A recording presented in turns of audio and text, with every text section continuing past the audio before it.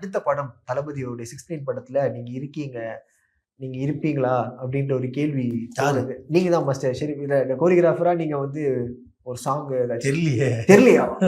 சரி, இப்படி சொல்லும் போதே எனக்கு கொஞ்சம் பயமா இருக்குது. இது ஏதோ இருக்கீங்களோ இல்ல இல்ல சைலண்டா. இல்ல இது வந்து எப்படின்னு எனக்கு தெரியல. பிகாஸ் எனக்கு வந்து I work lot of artist. ஆனா நான் ரிப்பீட்டடா ஒர்க் பண்ண ஆர்டிஸ்ட் ரொம்ப கம்மி, அதுவும் பெரிய ஆர்டிஸ்ட்ல. அது based on lot of things. அதாவது நிறைய விஷயங்கள் ஒருத்தங்களுக்கு செட் ஆகும்.